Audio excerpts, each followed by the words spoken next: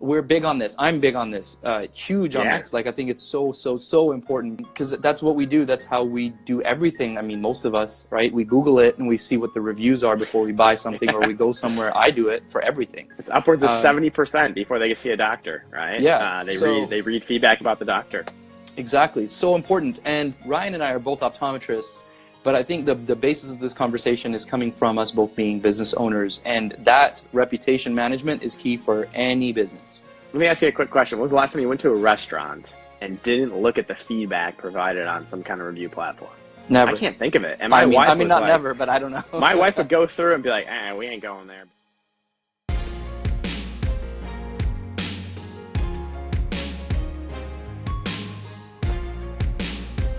How's it going, guys? Welcome back to another episode of the 2020 podcast, bringing clarity to business, entrepreneurship, and life.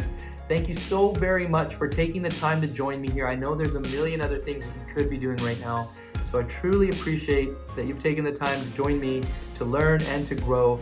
And today we are going to be sharing a very special episode. It's actually the IG Live conversation that I had with Dr. Ryan Corte just about a week ago. And it's the perfect conversation to have right now as we are all doing our part to stay home, to social distance, and to help flatten the curve. I know many of us are going stir crazy, getting a little stressed, getting a little tired, and actually getting a little down. So I think this episode and this conversation is the perfect thing for us to all listen to. And what we went over here is Dr. Ryan Corte's article that lists the 15 things that we can all do to stay productive and stay positive during this outbreak. It's great for whether you're a business owner, whether you're an employee, whether you're stay at home, whether you have kids or not, just different ways, fun ways, some more intense, more involved ways to stay productive and stay positive. I hope you find it useful. I hope you find it enjoyable. And if you do find some value, please do share it. Take a screenshot if you're watching or listening on your phone. Take a screenshot, throw it up on your Instagram feed. Tag me, tag Dr. Ryan Corte. Let us know what you thought. And also let us know what you might be doing. If there's something that you're doing that wasn't on the list, we would love to hear it and love to share it with our audience and let other people know what they could be doing to improve themselves during this time and stay positive and stay productive. So here it is, without further ado, the 15 things that we can all do to stay productive during this COVID outbreak. I hope you love it. Thanks so much, guys. I'll see you again soon for another episode. Ryan, why don't you, I'd love for you to introduce yourself, please. Tell us a little bit about what you're doing because you have a lot of things on the go, and then we'll move forward with the list. Yeah, Dr. Ryan Corte. I'm an optometrist in the Charlotte, North Carolina area. And I mean, really at the end of the day, I look at myself as a, hardworking man that wants to support his family and do good in his community and help others. Yeah. So, two location practice in North Charlotte. I work on a health and wellness website that I founded, Intro Wellness. So, patient education topics, reviews on products and services in the health and wellness space, and then comparisons. And, outside of that, just doing a little odds and ends, some consulting, trying to hang out with friends and family, and, obviously a lot of family time right now, and we'll get into that. But that's really it, the nuts and bolts of it, man. I live in the States, and I know that you are up in good old Vancouver living the dream. And living somebody's dream. I don't know whose it might be. Awesome, man. Well, thank you for that introduction. So thanks for having me. Yeah, my pleasure. Honestly, this is the third IG Live we're doing together. But I saw that you had written this article on LinkedIn, and I loved it. And it's gotten quite a bit of traction because Luxottica featured it in their newsletter as well. Is that right? Yeah. They reached out to me, and just said, hey, you came up with this list, and I think a lot of our doctors would find value in it. And, what do you think about us just going ahead and sharing it? And I said, absolutely. And that was really the goal in mind, was to share this topic and this list of ideas to people that I was sitting there creating the list for myself, right? As soon as I kind of knew I was gonna be hunkered down for an unspecified period of time, I'm somebody that's always got those wheels turning. I wanted to stay busy, you know, and just like you. Yeah, but you know what is, you and I are very similar on that front, but you are way ahead of me in the sense that if you know Ryan, you know that he likes to prepare and make lists and do, a plan, 90-day plan or whatever, however many months plan, you like to plan, which is amazing. And that's, I guess, the impetus for this list. So again, we're talking about the 15 things. Now, the article says the 15 things optometrists and non-essential providers can do during the coronavirus pandemic. But really, when I read it, I felt like anybody could take advantage of this list and really benefit from it, especially business owners, not just optometrists, but other business owners in other industries. So that's why I thought this list was going to be so amazing to share with so many people. So why don't we jump in? Do you want to go through it, or shall I just ask? Should I name it and then you kind of give me your spiel on each point? Yeah, we can kind of go back and forth, whatever you want. Okay. I mean, you got the list in front of you, and since you have a good setup there, why not? Absolutely. That works for me. Beautiful. So number one, volunteer in your community. Tell me your thoughts on that. Yeah, so this is one that I think, obviously, and one thing real quickly, the non-essential part of that title is because right now our work is to be social distancing unless it's an emergency, an eye emergency, right? So there are certain emergencies and certain pandemics that come into play where we may be an essential provider in those situations and in those instances. So when it comes to volunteering right now, helping out others in your local community. So if you have friends, family members, people that maybe have autoimmune conditions or at high risk, above a specific age, helping them out a little bit in regards to just getting groceries or takeout or, things that won't harm them, right? And will harm you. But helping out the community that way, there are a lot of different food banks, blood drives, donation centers, things like that are going on that at the end of the day, we can be valuable assets if we're just sitting in our house and not doing anything, right? We can help out in those ways. And then if things really got, things escalated and things got really crazy, in my opinion, these hospitals would rather have people with healthcare knowledge helping out, maybe whether it's, on intake side, taking blood pressure, things like that, if need be. And so that was really my thought process on that. What do you think about that? I love that. I love that. Volunteering. Yeah, I think this is a different type of volunteering. It's not the type that we would normally consider. It's more helping your community, like you said, people who are more at risk. Obviously, elderly population is the first one that comes to mind. I went to the grocery store the other day, the big one near my house, and I had to wait outside because there was a limited number of people that could go in at any particular time. We were outside for 45 minutes to an hour. That's tough for people with disabilities and other things. So if possible, please, look into those kinds of things if you can. Obviously, keeping your distance and doing everything that you need to do to help keep this thing at bay, but helping out where you can for sure. I want to say a real quick shout out, Dr. Gold here. Thank you for joining. Dr. Glover, thank you for joining. We're getting some presidential nominations in the thread. That's awesome. Prime Minister nomination. Vishal, what's up? Everybody, thank you so much. And before we go on, it's Friday evening, so please join us. Cheers. Let me know what you're drinking if you are having a drink. Cheers. And a reminder, if you do have any comments, please feel free to drop your comments. But if you have a question, use that little question mark box on the bottom and let me know if you have any questions. We'll be happy to entertain those as long as we go as well. So number two, this one obviously comes close to my heart. Number two is build a brand, build your personal brand. I'm going to let you, Ryan, I'm going to let you do your thing and I'll chime in, obviously. My thing is your thing, right? Because you and I had a podcast, just a video chat back in the day, an IG Live, going into this topic at length. I think we both shared it on Instagram, on YouTube, but really setting up the structure of having a professional brand online. So having your doctor profiles, your optometry profiles, your community profiles, whatever you want it to be, putting those things together on Facebook, Twitter, Instagram, LinkedIn, you name it, and then also really highlighting goals that you want to achieve by doing so, and then putting together a content strategy and actually doing it. Yeah. And consistency is key. And how many days in a row did you post on Instagram stories? I mean, this is the king of consistency right here. I can tell you, thanks. Mine comes with ebb and flow. I got to be honest, but you are the king of consistency, and I think you can teach us all a lesson on that. Well, thank you. You know what, that was, it was an experiment, let's put it that way. And I started with the 30 days, but it went to a little over 100 in a row. And you had a baby on the way. You guys had the baby. We had the baby. Yeah, that was, Mahi was born at the end of August. I think I stopped sort of like a week or so after that. It was about a 100-day mark. But you know what, it's interesting. I was chatting with Dr. Lily just this morning, and thanks Solomon.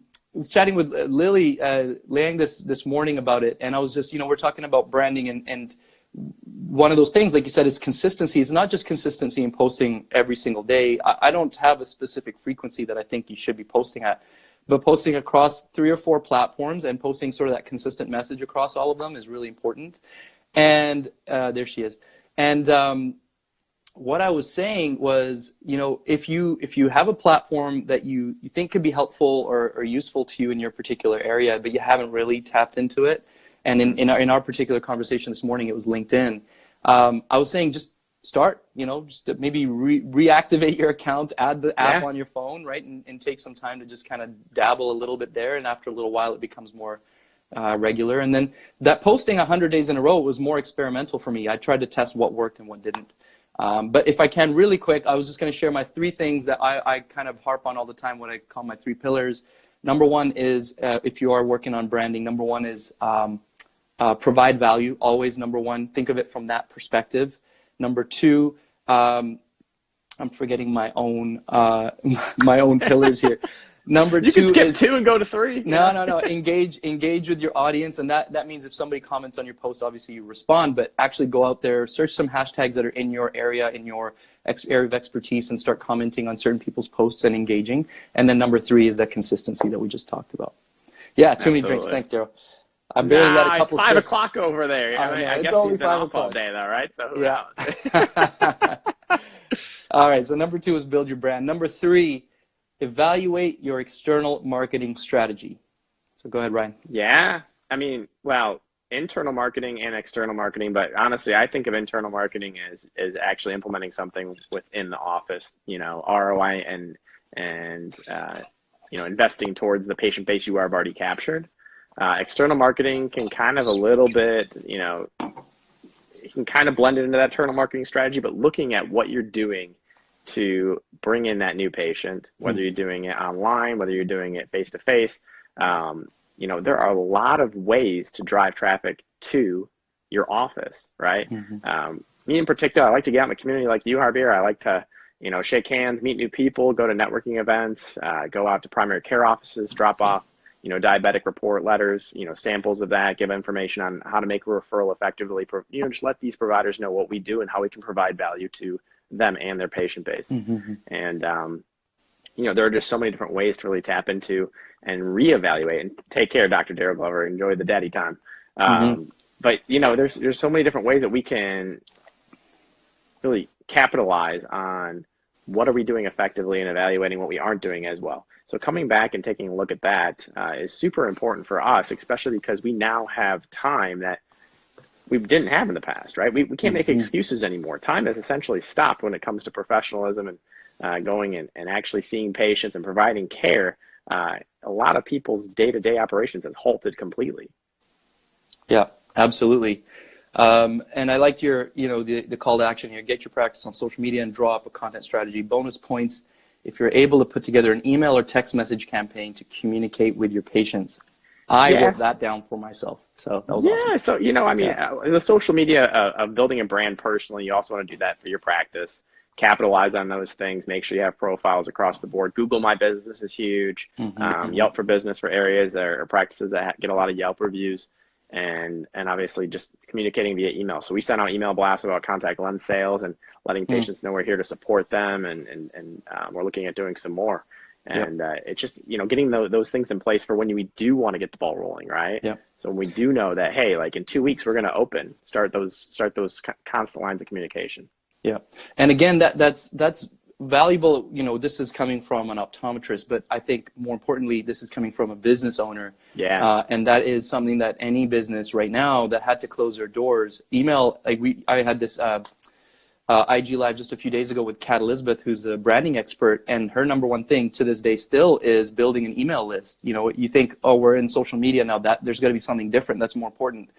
But for all of us, collecting email addresses, not just for marketing purposes, just for continuing communication, I think is fantastic. So whichever business you're in, whichever industry you're in. We have a question here. I wanted to just see if we can quickly address this one. Yeah. So here it is.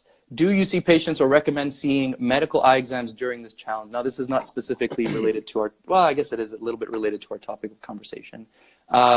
We personally, we closed our office and we decided not to because we didn't feel like we were going to have a lot of people coming through. However, I know what I did instead was I have a list of colleagues that I know are open in different areas. So when somebody calls us, if I can't do it via telecommunication, which we're going to maybe talk a little bit about later, then I will refer them to a colleague who's open.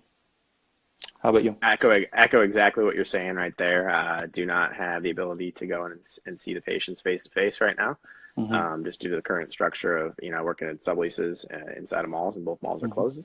Okay. And so telemedicine or, like you said, letting them know about colleagues in the area that are able to take care of the situation. Yeah. So, no primary care, no comprehensive care at this time. Yep. Number 4 on the list of 15 things that we can do to stay productive. Number 4, revisit your practice website. Whew. This one I've been dialing in on, honestly. So Nice. I've had so many things that I've wanted to optimize on our website, and revamping just the the user interface and the user experience. So when people land on the website, whether it's on desktop or mobile, making sure it's a clean, user-friendly experience, having specific links throughout the website that maybe feature a blog post or a page that it was optimized on a specific service or a specific product. All of this, if you look at the vast spectrum of websites in eye care, most people don't manage their website, but they may have the ability to have access to it. And now is the time to truly learn these skills, because when you are able to control what is on your own website over time, you can definitely drive more traffic through search engine optimization, and you can increase your click-through to schedule an exam or give you a call or order contacts, whatever it may be. And so this is a huge one for people, because a lot of people just let their website sit out there and just like a headshot, right? Over time, we forget to update our headshots. I think the one you use is a couple of years old. I mean, it's like it just takes time. So yeah, for sure. How about you? I'm with you. So I didn't design our website, but we have it on a very easy platform. Both of our websites are on Squarespace. And perfect. So they're very easy, plug and play, kind of drag and drop, however you want to phrase it. So I'm the one who's usually, and this is gonna, if you go and check my website out, you'll see, but I'm the one who's usually doing the edits. So you'll see that it's a little behind, and that's because I haven't been doing it. But again, the call to action I love, because it's always small steps. Sometimes when you say something like revisit your practice website, it might feel a little overwhelming for some people, but the call to action here is perfect. Spend 30 minutes browsing your practice website and write down areas that need improvement. Simple. Yeah. You start somewhere, write it down when you know what needs to change. And if you don't have any expertise in that and you don't feel like you're comfortable doing it, then maybe next step is to find somebody or call the person who created the website and maybe ask some questions, or YouTube it or whatever. There's so many resources online. That's excellent. Another thing to consider too is if you have a team member that's maybe still on the payroll and they're helping out with other things, and if they have that technical knowledge, just giving them your feedback, your 30 minutes, a couple times, and having them go ahead and make the changes, and then you come back and take a look. Yeah, that's perfect. So number 6 on the list of 15 things that we can all be doing to stay productive. Number 6, chip away at your accounts receivable. Business owners. Yeah. And I got to be fully transparent. My business partner, Dr. Rachel Rubel, is she's a guru when it comes to insurance and accounts receivable and all that stuff. And we have some team members that we've trained to help try to kind of continue to chip away at that over time. So I defer to Rachel. Rachel, are you here? Rachel. Nah, Rachel's probably full mommy mode, running around with her kiddos or at a neighborhood social distancing function. But I defer to her. How about you? Are you in charge of that, or is that, I defer to my business partner as well. Do you really? Yeah. Okay. That's funny. Harleen, we got a lot in common, and it's another one on the list, my man. Chalk it up. 100%. When I saw that, I was like, oh, my head started hurting just from reading that sentence.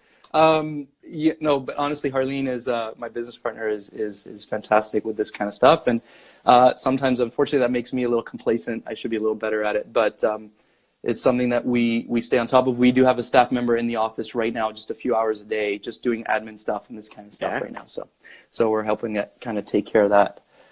Before we move forward, I want to really quickly just reiterate, sorry for people who've been on the call since the beginning. I'm repeating myself, but please feel free to leave comments. We welcome, we invite, we encourage comments and questions. There is a little question box on the very bottom of the screen. If you have a question, leave it there, because then it prompts me and I see it for sure, versus some comments kind of get lost in the scroll. And it's Friday evening, so if you don't mind, join us for a little drink. Cheers. Cheers. And let me know what you're having. Hopefully it's something tasty. All right, on to the next one. Number 7 out of the 15 things that we can do to stay productive. Evaluate your payment options. Please elaborate. Yeah, I think a lot of us kind of, as soon as we heard that we were unable to see patients anymore, we know kind of that the well does run dry, right? Because what really fuels the lifeblood of our practice is people and patient care, and providing services and products within our realm of business. And this goes to any business owner, anybody who's helping out people on a day-to-day basis.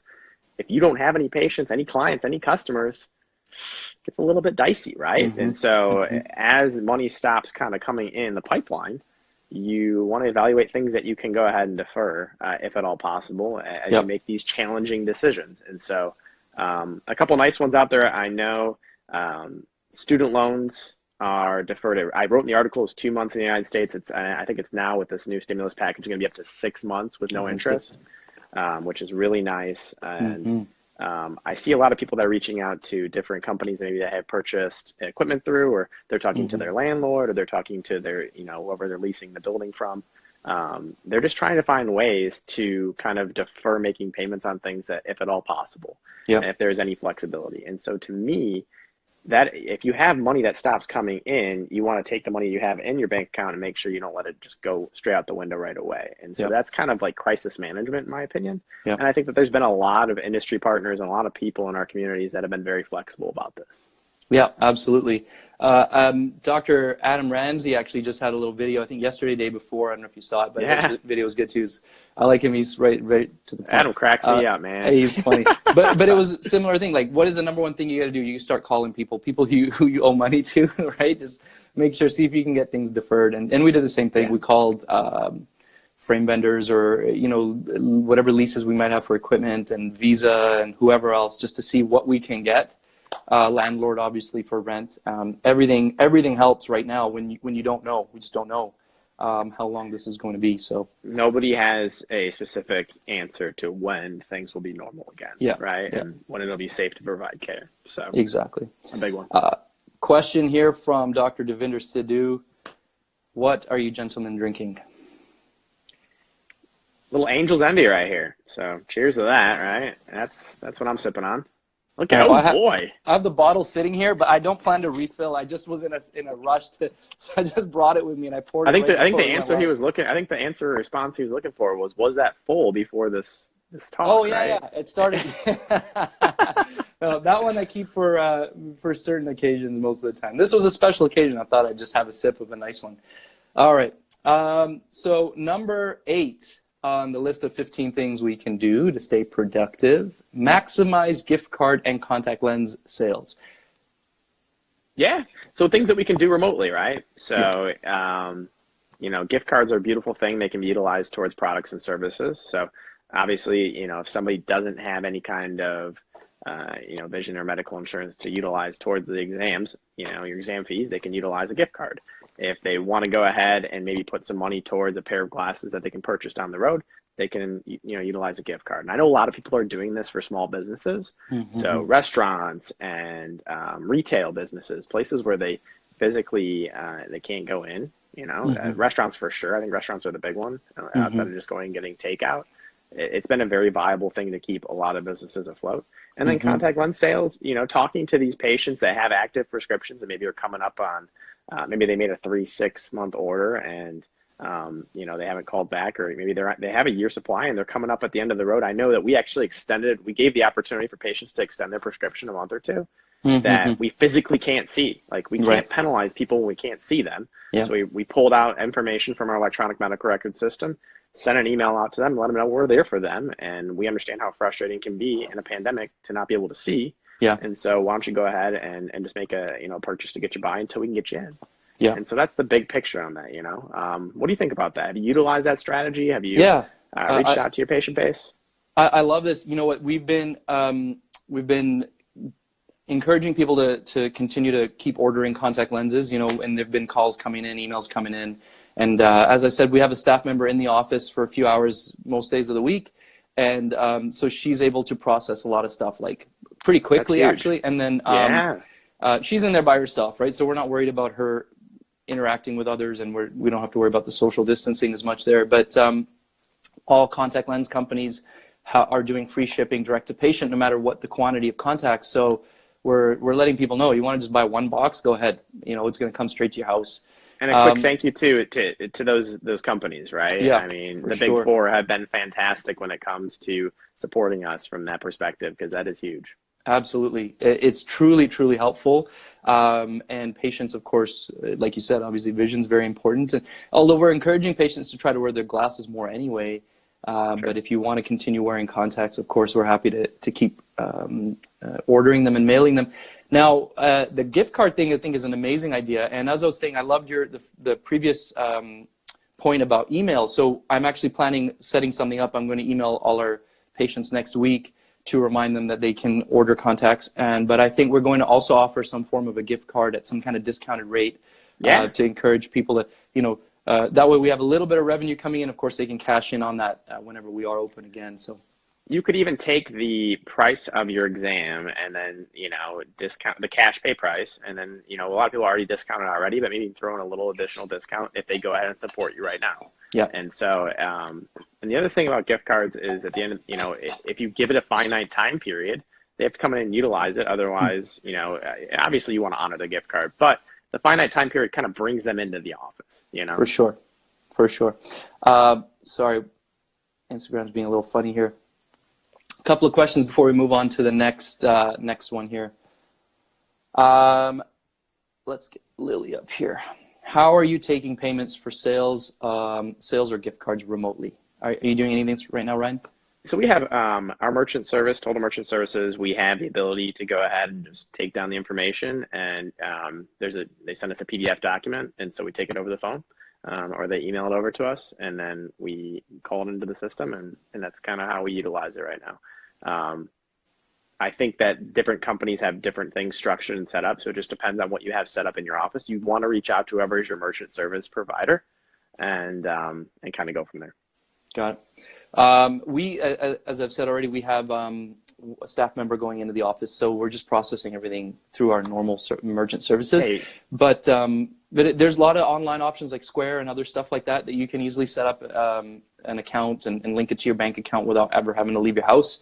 And everything kind of processes, and you create your official invoices, everything that you need to do. So yeah, that's an good point. If what you currently have doesn't have that opportunity, you know, for you to kind of maximize things, then yeah, go ahead and set something up and then cancel when you have to down the road, or keep it open if it doesn't cost you money to keep it open. Yeah, it doesn't. I don't think there's necessarily a cost to keep it open, but the fee per transaction is higher, right? I think Square is something like 4% or something, so it's quite a bit higher than what your standard is. But at this time, you know, if it means you're going to bring a revenue in, it's worth it.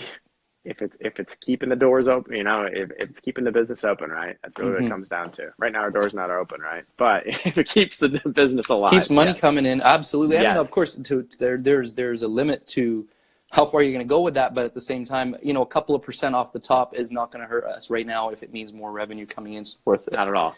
Not at all. So just a quick recap of what we're talking about for the new members in the audience. Thank you for joining us. We are going over Dr. Ryan Corte's list of 15 things that we can do to stay productive during this outbreak, coronavirus pandemic. And I'll quickly recap the points we've gone over so far. Number 1, volunteer in your community. Number 2, build a personal brand. Number 3, evaluate your external marketing strategy. Number 4, revisit your practice website. Number 5, I think we skipped number 5. We're going to go back to number 5 here. Number 6. Good thing you went over it. Yeah, chip away at your accounts receivable. Number 7, evaluate payment options. Number 8, maximize gift card and contact lens sales. So we just finished that one. Let's go back to number 5 because I think this one's very important. Yeah. Use video calls to stay connected. So I'm actually, we're doing it right now. Yeah, we're doing it right now. It's good to see you, buddy. But I've already done 4 or 5 of these, whether it's, FaceTime that I do with my family all the time. But we actually did the Zoom with my entire family, so not just a one-on-one. Nice. Yeah. And that was fun. I did a Zoom with the co-residents that I did residency with, and we haven't all been together physically. So it was really cool just to have us together virtually where we could all communicate since residency. And we're talking 2013 is when we finished up. Had one for the Bausch and Lomb contact lens, educators team, and we had one with just some people locally that we typically could just hang out. I mean, they live in our neighborhood, and they live in the community right here, and so those points of connection are huge. And I actually even reached out to our team that we had to unfortunately let go a number of our team members, everybody really.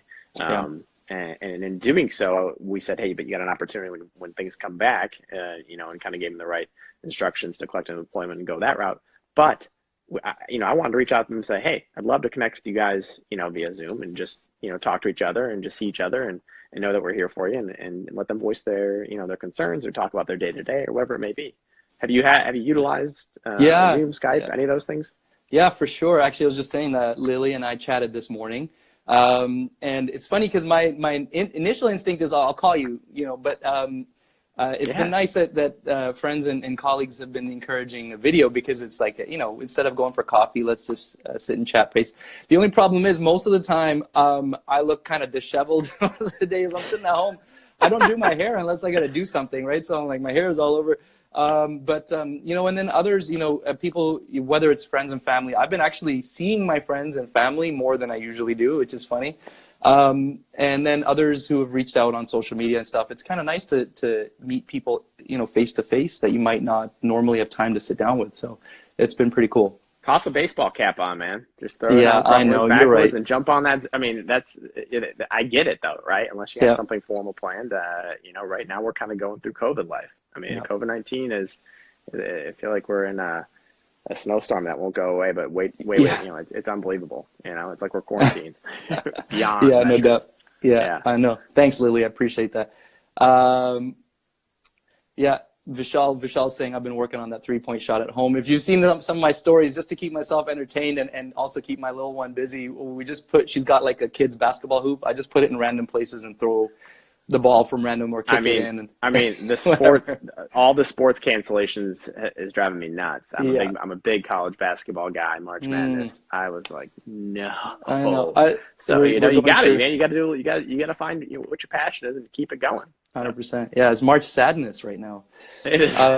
It's so we're gonna keep going with this list from the parking lot. 15 things that we can do to stay productive. Number 9, implement telemedicine. Have you done this yourself? So I have implemented it. My understanding is actually that you can use FaceTime and you can use WhatsApp, and the government regulations have been a little bit, basically they're saying it's HIPAA compliant to this point. However, I know that iCare Live is a huge platform. A lot of people are jumping on a very robust platform that actually can integrate with your electronic medical record system and do a lot of cool and fancy things. So I know a lot of people are looking into that.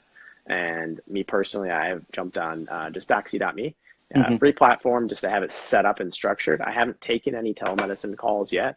A lot of emails. We basically put on our practice website, shoot us an email, and we'll go ahead and we can, triage and manage things from there, phone calls to people. But nothing where I've actually had to do that yet. How about you? Same thing. Doxy is what I've used. I'd never used it before this, which, something else that I've kind of talked to a few people about is it's a bit, if we're looking for silver linings, which I think we should be doing for sure, kind of silver lining. I learned how to use telemedicine, or it's kind of cool to try to be able to help people from home. I had a call just before we came on live here. I haven't had many, 3 or 4, but it's been nice. It's been nice, and patients are truly grateful for it. And at least, in one case, I couldn't do anything. I had to triage. She had a bad corneal abrasion.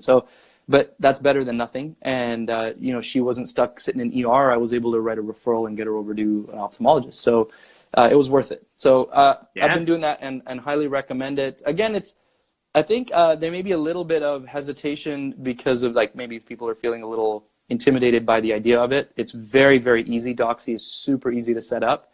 And it's nice. You don't have to do a video, but it's ideally it's kind of nicer if you do want to see the patient's eye. And it's a freemium product, so you can easily Mhm. kind of, you can dabble with it. And if you want to take advantage of some of the more robust features, you can do that. So, and like I said, Eye Care Live is super comprehensive. And if you're really going to make a huge commitment to bringing on telemedicine for your office and your team, that would probably be the route to go. Got it. Before we keep going here, one thing I just want to say, I appreciate the questions, guys, but we probably won't be answering anything related to eye health or product related stuff. So I apologize, we won't be touching on that because we really want to stick to how we can kind of continue to be productive and potentially continue making revenue during this time for business owners who are out of business. And Jody has a question here, which I think is valuable. Are you guys using e-commerce for glasses as a strategic way to continue bringing in revenue during times like these? Well, technically, as we are both sublease practice owners, we are not doing any eyewear sales. But that was my answer. So, yeah. also not doing. We are doing contact lens sales, but not through any e-commerce platform. We're just doing them through the traditional over the phone and that kind of thing at this point. So thanks for the question, Jody. Next question, or excuse me, next point, out of the 15 things that we could be doing to stay productive, number 10, revisit your business plan. I'm going to leave this all to you. Yeah, so, I was able to work with actually the team at Luxottica for their iForward program. And it is a program that you go out to the schools and you have the opportunity to talk to students about more practice management and modes of practice. And one of the big things is the business plan. So evaluating your vision and mission statement and then just making sure things are on point. It is a living, breathing document, in my opinion. So it should change and evolve as your practice does. And any of us that look at our practice, last year, 3 years ago, so, everything changes over time. So it's super, super beneficial for us to go ahead and reevaluate those things, utilize that plan as a roadmap for the practice. And like you said, I'm a man of lists and structure and all that stuff. And so I love these things. I love having documents for protocols and missions and goals and just things that we can do to be more efficient and more effective. Yeah. How about you? Dr. Ryan Court is a man with a plan, that's for sure. I need to get better at this. Like I don't think I have a whole lot more to say other than I need to get better at this. And that might be one thing I'm going to have to focus on while we're here in this period where I don't have much else to do. We drew up a business plan in the beginning and I haven't really looked at it since. So definitely time to go back to it for sure. And honestly, that's okay. I'd say the vast majority of people probably don't. But if you look at the journey of life and the journey of your practice, it's almost like looking through old photos, right? When you're looking at old photos of your little one when they came, and they're born, and all of a sudden they're 1, and all of a sudden they're, 3, 4, 5 years old, things change. And so updating that information so you can have it accurate and then also driving forward a plan for the future, like you're planning for your child's future, is important. So. Yeah, for sure. I think that's fantastic. First off, hello, Aaron, welcome. And Lily says that their office does do glasses sales through e-commerce, but just non-prescription. So that's a good thing. If you do retail glasses, cool. non-prescription sun, blue blocking, whatever stuff like that, that's super easy. I think that's a fantastic idea. Yeah, totally. Okay, number 11, develop a reputation management strategy. Yeah, so Google My Business, right? Yelp, Facebook, they all collect customer feedback, right? Patient feedback. And this is for any small business owner. And so utilizing, if you don't have a strategy already in place to try to capture the positive and even the negative of what happens within your office, within your small business, you should, right? And so at our office, we have actually implemented a platform called Doctable. It integrates with our electronic health record system, which is Revolution, text the patient the next day after their visit and ask them just to provide feedback on Google or Facebook. And it also has the ability for them to provide direct feedback to us if they're not exactly happy with their experience or they have just something they want to say that they don't want to put on the internet. I am huge on this because at the end of the day, we want to provide the best patient experience possible, the best care possible for anybody that comes into our office. And this is kind of like a pulse of how are we doing, right? And so when anybody sends a message to us just directly, it could be good or bad. We'll reply back and thank them for the feedback. And If it's something that we could do better, I reach out and give them a phone call and try to work on that. If it's something that's put on the internet, I reply back to everything, whether it's good or bad.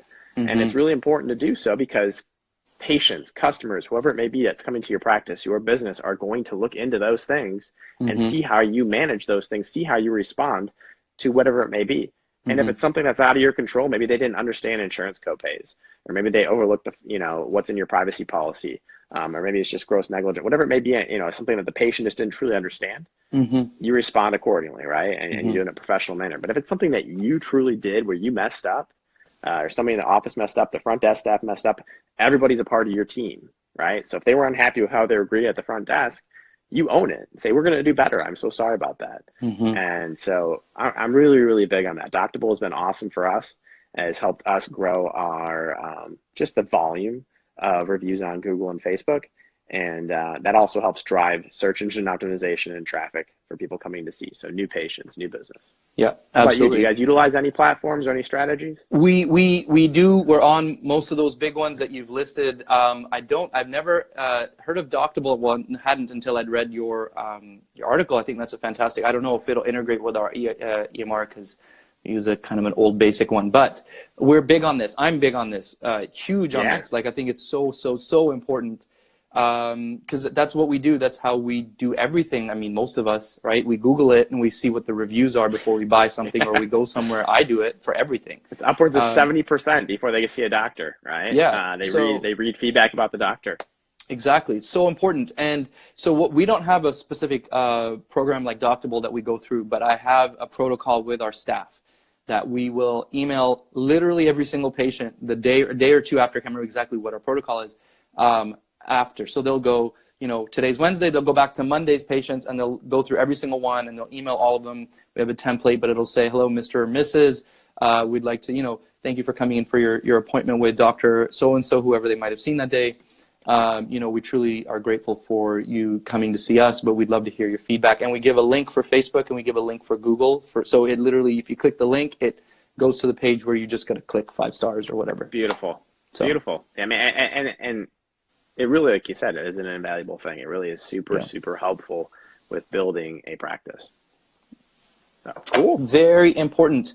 Now, and again, to reiterate, of course, Ryan and I are both optometrists, but I think the basis of this conversation is coming from us both being business owners, and that reputation management is key for any business, right? Any business, no matter what industry you're in. I hope everybody is taking taking advantage of those resources of having good reviews online. Let me ask you a quick question. When was the last time you went to a restaurant and didn't look at the feedback provided on some kind of review platform? Never. I can't think of it. And I wife mean, was not like, never, but I don't know. My wife would go through and be like, we ain't going there based on X, Y, and Z person's feedback. There's just too much negativity around this venue, and vice versa. Wow, people are just obsessed with it. It's hard to get a reservation. So it truly is. Honestly, with things like customers. With things like Skip the Dishes and Uber Eats and stuff like that, if you are ordering in, like the first thing that you see is like 8 out of 10 or 9 out of 10 or whatever it is. And if it's below 8 out of 10, I'm probably going to be like, you know what, I'll just look for the next one. I don't even read the reviews. I'll go to the fridge. I'll go to the fridge. Exactly. Yeah. These days, I'm not even, but I'm just, I think it's invaluable for sure. So that was number 11, develop reputation management strategy. Number 12 out of the 15 things that we could be doing to stay productive during this outbreak is explore consulting opportunities. And you're huge in this, so please. And I put a couple links in the article to companies like Coleman, which I've done a few things with them where they first reach out to me on LinkedIn. And these are third-party consulting groups that work with organizations that want to find out more information on a particular topic. And so all of us, obviously, who are optometrists that are watching this, we have, experience in healthcare and eye care. Mm-hmm. But there are a lot of people out there that have experience in other facets of different businesses, different professions. And so they're looking for people with all sorts of skill sets. And they may not reach out to you right now, but creating a profile on their specific platform and just having it up to date with your CV, with your skills. And then some of them actually have open consulting opportunities you can apply for. a lot of them are phone call based. They pay by the hour or by the, whatever your rate may be. Mm-hmm. And it's just a good way to just kind of to diversify things. I probably do a couple a year, nothing crazy. Yeah. But during this time, why not get yourself set up so that if there was an opportunity that's already open, you could capitalize on it. If not, capitalize it down the road. So within the article, there are links to a few different companies, and I highly recommend people check them out. 100%. I think that's, I had never heard of those companies before. I feel like sometimes here in Canada, maybe we have a little bit of limited access. Or maybe perceived to have limited access to certain programs and companies like that. But I think that's fantastic. Consulting can be done from a distance, whether it's online, webinar, whatever, or over the phone. So I think that's an important thing to consider, not just for optometrists, again, for people in different industries.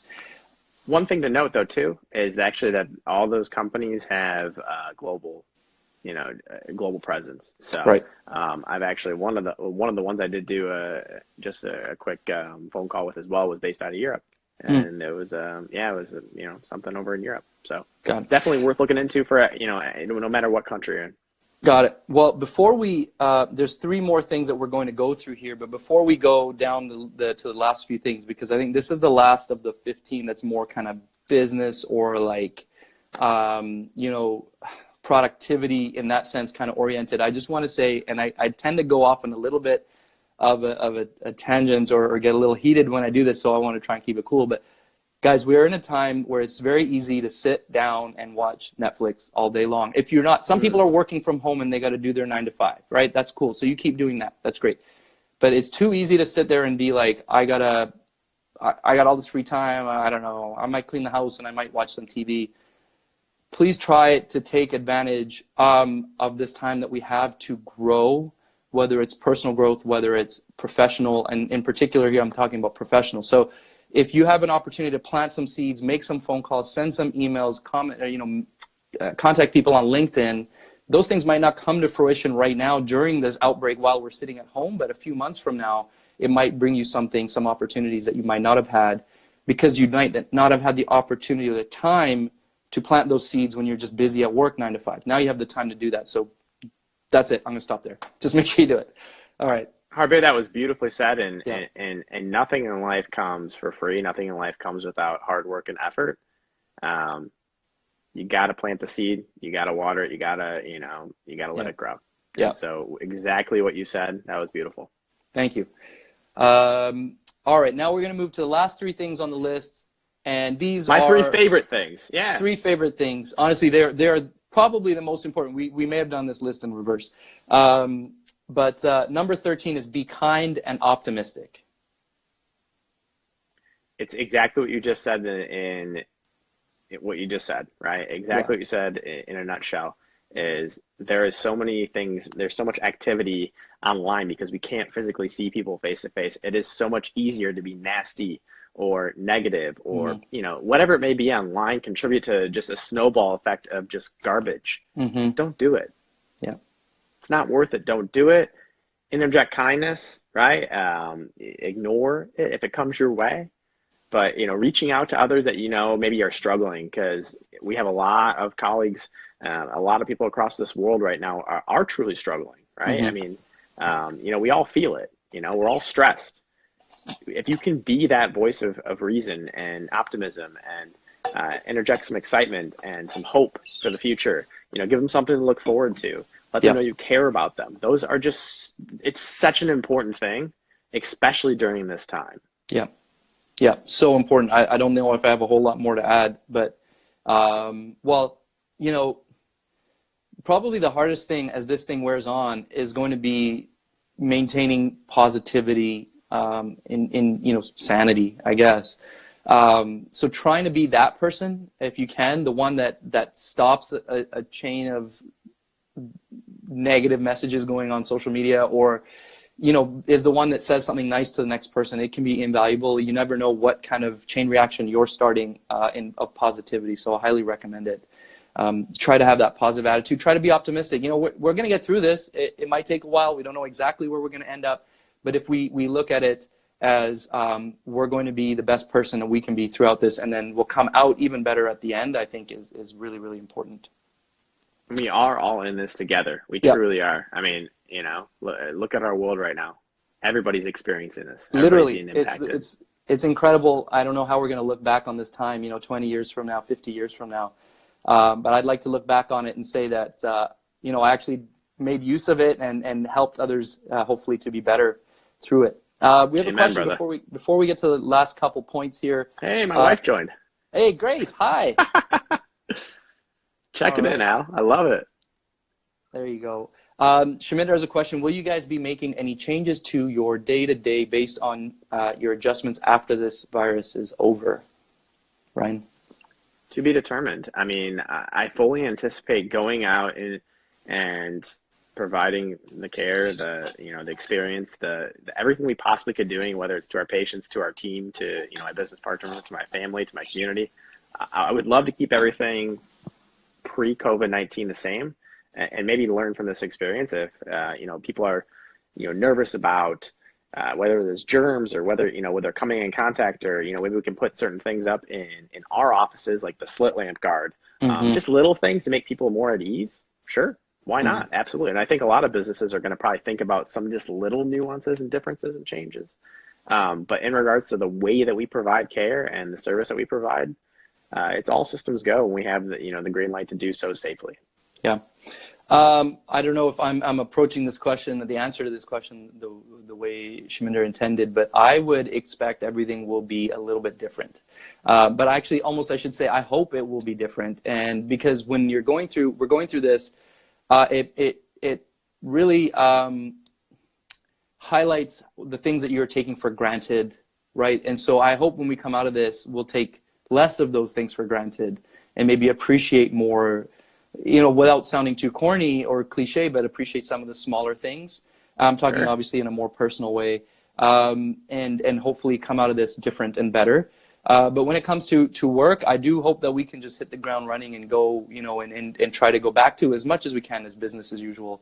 But with that other piece of a little more appreciation for life and all the things that we have around us when we do get back to post-COVID life. All right, number 14 is practice self-care. Yeah. Go on. I mean, it's pretty simple, right? Like we talked about being kind and optimistic. We got to do it to ourselves. So, at the end of the day, exercising, mindfulness, yoga. My 2-year-old little girl loves yoga, right? Awesome. So I'll throw it on the TV and I'll start doing yoga, and she'll be like, "Daddy, yoga!" She loves it. My wife kind of laughs at me when I do meditation, but at the end of the day, meditation is something that truly helps kind of calm my nerves and ease my mind. And then exercising. There are a ton of free resources right now that you can find on the internet, because all these exercising facilities, they can't have people at them anymore, right? So they're streaming things live for free. And so in my opinion, I think I've gotten more workouts in consistently since we've been shut down because I have the time, right? So 100%. You got to do it. You got to take care of ourselves. We got to keep ourselves mentally, physically, emotionally, in check. 100%. Sanjeet says it's all about finding an outlet or an escape. I think that's so important right now. Exercise, I think, is so valuable, is invaluable. Meditation, I think, maybe is something that people are a little nervous to kind of mention or say that they're, or they don't know how to approach it. Sit down. I love it.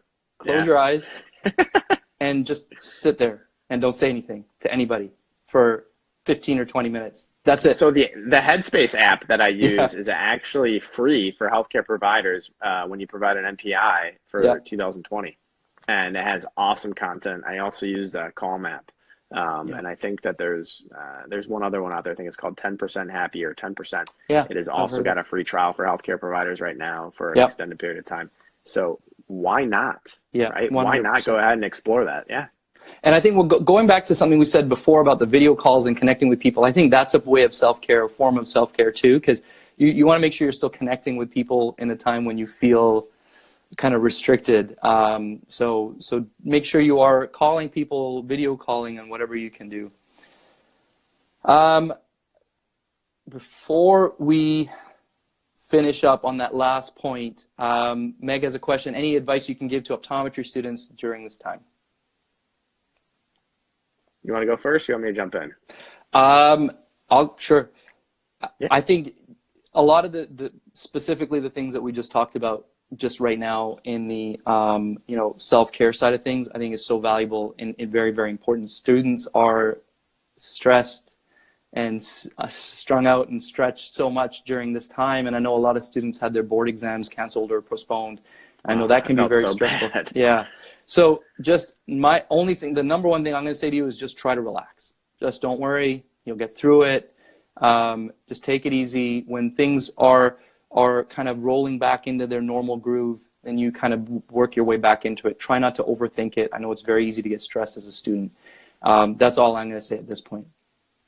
Yeah, I mean, and like I think you mentioned a really good idea, and it's really just connecting with people and taking care of yourself. So, video calls with your classmates, with your family, and understanding that you are only a student for a finite period of time. So don't let something that is a pandemic that is impacting this entire world throw a wrench in your experience as an optometry student. It should be an awesome experience. Yes, it is at times super stressful or super exciting. I mean, there's definitely a lot of highs and lows, but you guys will all get through school. You'll all come out and you're all gonna be excellent providers. You're gonna be able to take care of people, and you're gonna live awesome lives. So enjoy being a student, because you're only a student for a finite period of time. 100%. Advanced Eye Care Consultant says, stay positive, spread positivity. I think that's fantastic. The last thing on the list, 15 things that we can do. Highlighted. Underline. Oh, that's right. It is underlined. Yeah, it's the only one. I love it. It's the only one. It is. 15 things that we can things we can do to stay productive during this time. Number 15, spend time with your family. Ryan, go ahead. My wife at 35, she's 35 weeks pregnant. So she's actually on the call. Love you, Al. She is definitely my rock in this family. She's fantastic. And so anytime I can spend time with her and our 2-year-old little one, and then our little boy that's on the way, and just prepping for the changes that we're going to experience in our lives. So getting his room ready, getting my daughter's next room ready. So he's going to take over her room, which is more of the nursery style, and she's going to have her own big girl room. And navigating the uncertainty of the healthcare system that we're going to deliver in, and all these things. But just time is precious. It's the only asset in life that we can not get back. And it's just so very important that we embrace these moments where we can spend time with our direct family, uninterrupted time. And I love you too, sweetie. And so, that is just super important. And I think we really can't take it lightly. 100%. That's beautiful. Congratulations again. Thank you. Very excited for I'm following you. I'm right behind you again. I mean, you got What's the age two difference? little ones, and so Amelia will be about 2.5 when our little boy comes in. And, it's almost exactly the same. That's fantastic. I know, man. I know. That's awesome. That's awesome. Got dark hair, yeah. That's beautiful. I love it. Fantastic. Congratulations again. We love marketing. It's great. Yeah. I know, man. We just have to meet in person. We have. Oh, we have. Oh my God. Maybe I have had too much to drink. All right. I forgot. You know what? Scottsdale happened so quickly. Anyways, oh, that was so fast, man. We'll pretend like that didn't happen. You know what? I can't say anything. That's beautiful. And one of the things that for sure is the focus now for me while I'm home is to try to spend as much time as I can with my wife and our daughters, and try to be as involved as I can. Trying to balance that with still trying to create opportunities and work while I can during the day. But it's amazing, it's beautiful, and I encourage everybody to please try and do that as much as you can. I know work's very important, I know money's important, but if you have a family and you're living with your family, please try and spend more time with them. If you don't live with your family, contact your siblings and your parents and get on the video and everything else with them, and share this time with them as much as you can. So what we were talking about today was Dr. Ryan Corte's list of 15 things that we can do to stay productive during this outbreak. And the article is available to read on LinkedIn, but I'll share it on my Instagram, the link in my bio as well. Ryan, I assume you probably do the same. So please go out and check it out, read it and share it, and let us know what you thought. If you watch this video, it will be living on my page for 24 hours. I'd love for you to take a screenshot and just tag us and let us know what you thought. We'd both love that, and we would obviously would love to stay engaged with everybody. Thank you so much for joining us for this call and sticking around for the full hour. I really appreciate it. Ryan, do you have any other last words before we finish up? Yeah. Feel free to comment on the article, other things, right? I mean, those are just 15 things that were kind of off the cuff, and I did a little bit of elaboration on, but there are a lot of things, unique ideas that I know that everybody kind of has that they're doing differently, and ways that they're creating value, staying productive, staying busy, because we don't know how long this is going to last, right? And so we may start checking some things on our list and want to add more, and there's nothing wrong with that, right? So just trying to stay active, engaged, and sane. That's really why I created the list. So that's thank you so much for having me, by the way, Harbir. This was a blast. Love doing these, man, and keep up the hustle, man. You're the man. This has been a lot of fun. Thanks, man. But you know what, actually, just to quickly reiterate, I love that idea. If you can tag us and let us know what you are doing, if there's something different than this list of 15 things, tag us and let us know what you're doing. We'd love to share it with everybody else so we can all improve and get through this all together. Absolutely. I would love to hear what everybody's doing. So thank you. Thank you. Thanks so much, guys. Everybody have a great night. Have a drink. Take it easy. Happy Friday. See you later. All right. Bye, guys. Bye.